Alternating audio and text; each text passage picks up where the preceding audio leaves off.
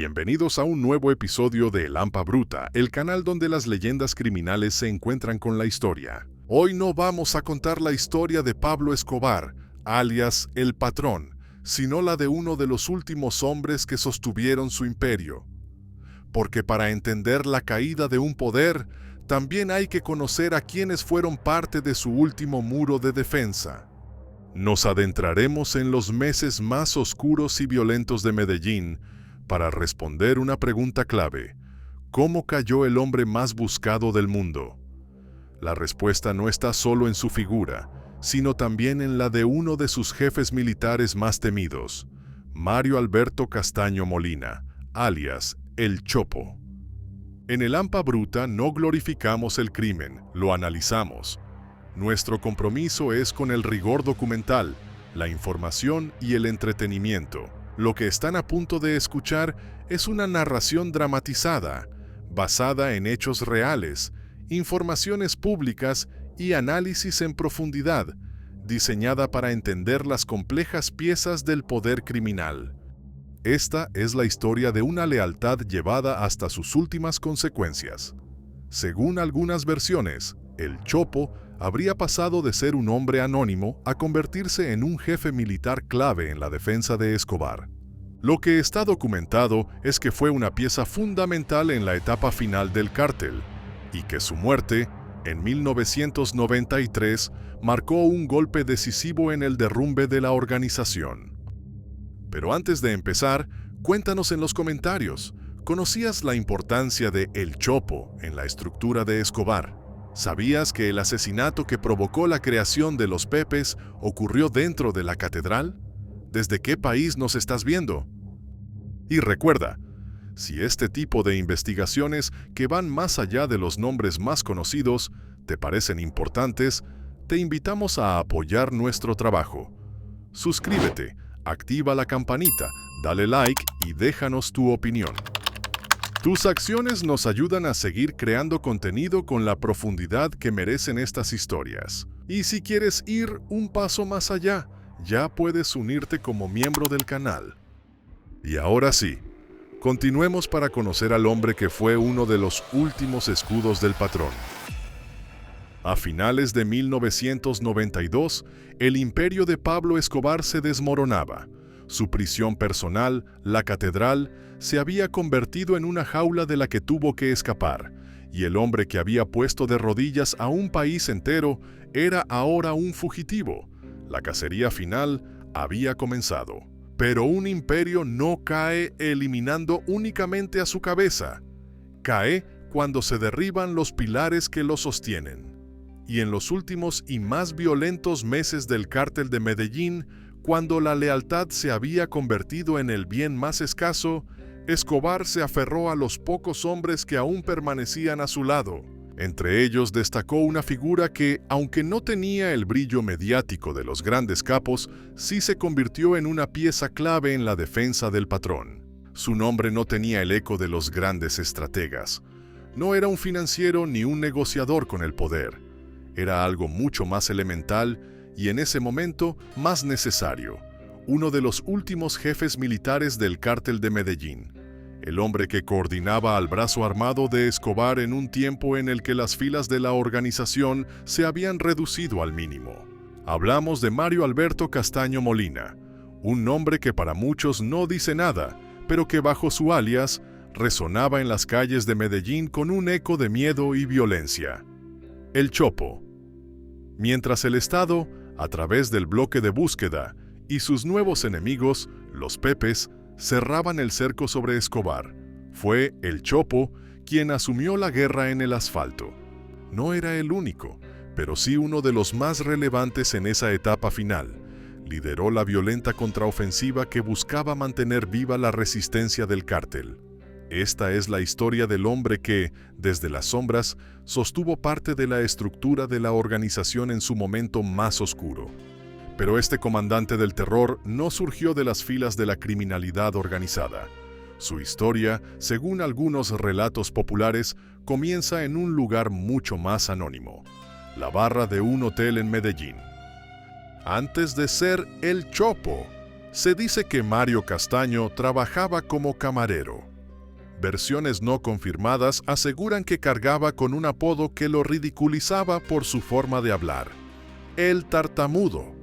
Era uno más entre millones, una figura invisible en el bullicio de una ciudad que ya empezaba a vibrar al ritmo del dinero de Lampa.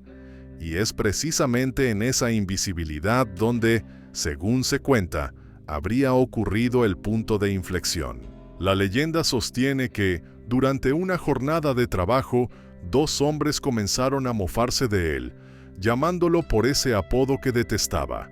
La humillación pública, la burla constante, habría provocado una reacción de una violencia desproporcionada. Castaño Molina, el camarero, desapareció, y en su lugar surgió algo mucho más oscuro: el hombre que, según esas versiones, acabó con la vida de ambos. En el Medellín de aquella época, un acto así no siempre significaba el fin. A veces era un comienzo. Se dice que la noticia de la reacción brutal del joven llegó a oídos de la organización de Pablo Escobar. No habrían visto a un simple asesino, vieron una herramienta. Vieron a un hombre sin nada que perder y con una capacidad innata para responder a la ofensa con una contundencia letal. Ese era el perfil exacto que buscaban. Incluso hay quienes aseguran que fue el propio Escobar quien lo reclutó, aunque esto nunca ha sido comprobado. Como un bautismo, habría dejado atrás el apodo que lo humillaba y recibido uno nuevo, destinado a infundir respeto a través del miedo. Ya no sería el tartamudo. Desde ese día, para la organización, sería el Chopo, nombre tomado de un arma de fuego corta y letal. Su transformación, real o legendaria, había comenzado. El ascenso de Mario Castaño Molina dentro de la estructura del Cártel de Medellín es difícil de rastrear con exactitud. Lo cierto es que, en un entorno donde la desconfianza era la norma, logró ganarse un lugar entre los hombres de confianza de Escobar. Su reputación se cimentó en la lealtad y en la capacidad de ejecutar órdenes con disciplina férrea, sin buscar protagonismo más allá de su rol. Esa obediencia lo convirtió en uno de los jefes militares más cercanos al patrón en los últimos meses de la organización.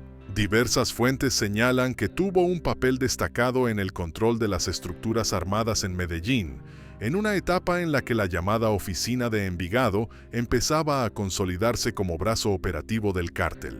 La oficina, que surgió en tiempos de Escobar y más tarde sería heredada y transformada por otros mandos, no era solo una banda de sicarios.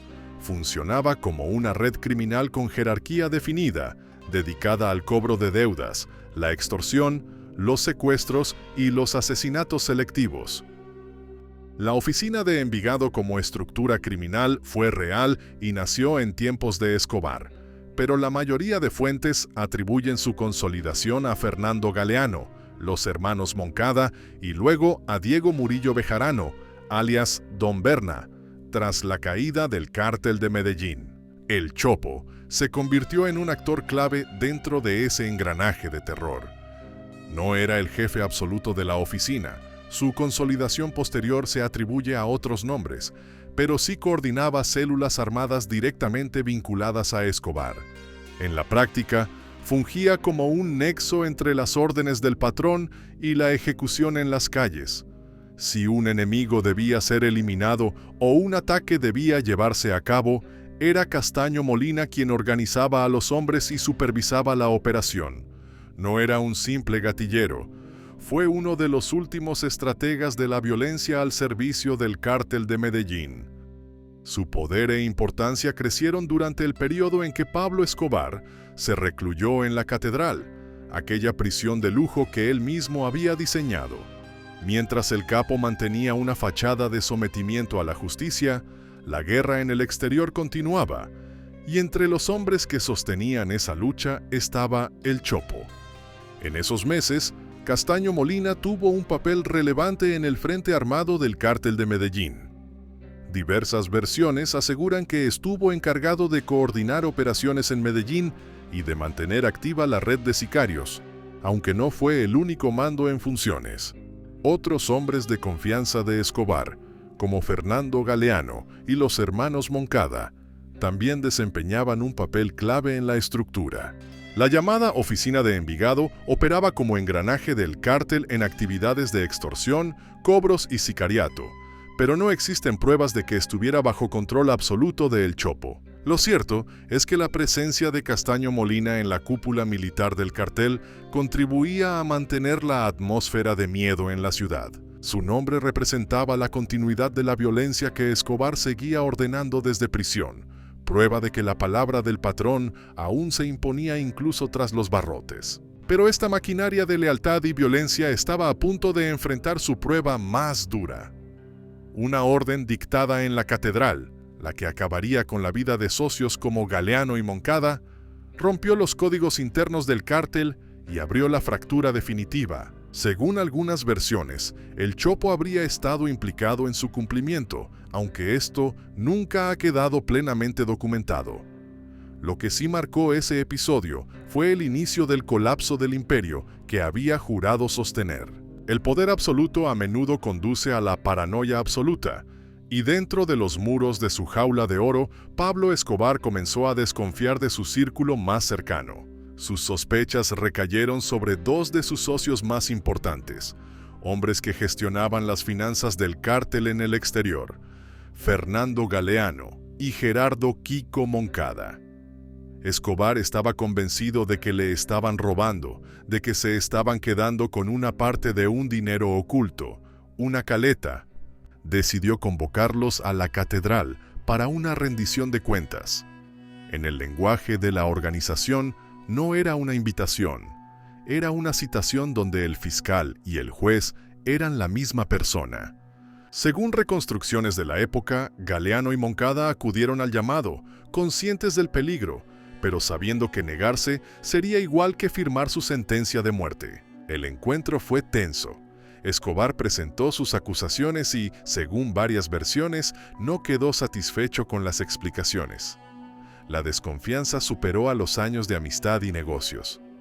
Y en ese momento, la palabra del patrón se convirtió en veredicto. Distintos relatos señalan que hombres de confianza, entre ellos, según algunas crónicas, El Chopo, habrían participado en la ejecución. Sin embargo, su presencia directa no está documentada en registros judiciales, por lo que su papel exacto sigue siendo parte de la narrativa oral. No hubo un juicio, solo una orden, y dentro de los mismos muros que debían simbolizar el sometimiento de Escobar a la justicia, sus dos socios fueron asesinados. Fue un acto brutal que rompía todos los códigos no escritos. No se eliminaba a un enemigo ni a un traidor comprobado, sino a dos de los suyos por una sospecha. Ese episodio, confirmado por la muerte de Galeano y Moncada, marcó una herida mortal dentro del cártel de Medellín y selló el inicio de su fractura definitiva. El suceso dentro de la catedral no pudo mantenerse en secreto. La noticia corrió como la pólvora por el mundo de Lampa, generando una onda de choque. La paranoia de Escobar había cruzado una línea roja y muchos de sus aliados y subordinados entendieron que cualquiera podía ser el siguiente. El miedo se transformó en un deseo de venganza. De las cenizas de esa ruptura nació el enemigo más formidable que Escobar jamás enfrentó. Los Pepes, un acrónimo de Perseguidos por Pablo Escobar. No era un cártel rival, sino una alianza heterogénea y letal. Estaba formada por antiguos socios, narcotraficantes enemigos, paramilitares y familiares de las víctimas de Escobar, todos unidos por un único objetivo: acabar con él y con toda su estructura. Los Pepes no jugaban con las reglas del Estado, conocían al cártel de Medellín desde dentro, sus rutas, sus escondites, sus familias y sobre todo a sus hombres clave. Al intentar eliminar una supuesta traición interna, Escobar había creado un monstruo externo que operaba con su misma brutalidad. La guerra ya no era solo contra el gobierno, ahora también contra quienes lo habían conocido de cerca. El nombre de Mario Alberto Castaño Molina, El Chopo, aparece en varias crónicas como uno de los blancos perseguidos, aunque no existen registros oficiales que confirmen que estuviera en lo más alto de sus objetivos. La fuga de Escobar de la catedral no fue un acto de poder, sino el inicio de una carrera desesperada por la supervivencia. Para el Chopo, uno de los jefes militares más leales, la situación se tornó crítica. Pasó a estar bajo la presión simultánea del bloque de búsqueda del Estado y de los Pepes, que comenzaron a desmantelar la red de la oficina de Envigado mediante atentados y asesinatos selectivos. La respuesta del Cártel de Medellín fue una escalada de violencia que incluyó atentados con explosivos y ejecuciones de rivales. Algunas versiones atribuyen a El Chopo un rol de coordinación en estas acciones, aunque no existen documentos judiciales que lo confirmen de manera concluyente. Lo cierto es que la organización entraba en sus últimos coletazos. Una estructura militar que se reducía día a día, con miembros asesinados, perseguidos o rendidos ante la presión combinada del Estado y de sus antiguos aliados convertidos en enemigos. La lealtad, la moneda con la que El Chopo había construido su carrera, perdió valor en el Medellín de 1993. Con recompensas millonarias sobre su cabeza, la traición era cuestión de tiempo.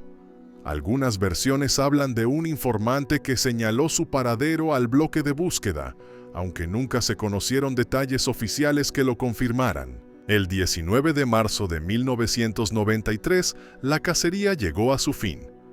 Un operativo de la policía colombiana localizó una vivienda en Medellín donde se escondía Mario Alberto Castaño Molina. En el enfrentamiento, alias El Chopo fue abatido. Con su muerte, uno de los últimos jefes militares del Cártel de Medellín había caído. Su eliminación no fue vista como una baja más. Las autoridades de la época la describieron como un golpe contundente contra la estructura de Escobar. El Chopo no era un sicario cualquiera. Era uno de los hombres que organizaba la defensa, que movilizaba a los hombres que quedaban y que mantenía activa la resistencia del cártel en los momentos más críticos. Sin su jefe militar, Escobar perdió a una de sus piezas clave. La estructura que lo había protegido durante años comenzó a desvanecerse. Menos de 9 meses después, el propio Escobar, solo y acorralado, caería en un tejado de Medellín. La historia del patrón llegaba a su fin, un desenlace que se aceleró con la caída de uno de sus principales hombres de guerra. Gracias por acompañarnos en este análisis a fondo. Hoy hemos visto que, a veces, para entender la caída de alguien como Pablo Escobar, es más importante conocer la historia del último pilar que lo sostuvo. Si crees que estas investigaciones, que van más allá de los nombres evidentes, merecen ser contadas, no olvides suscribirte, darle a like y unirte a la conversación en los comentarios. Tu apoyo es lo que nos permite seguir arrojando luz en las zonas más oscuras de la historia. Nos vemos en el próximo episodio de El Hampa Bruta, donde seguiremos desarmando otra compleja maquinaria criminal. Hasta entonces.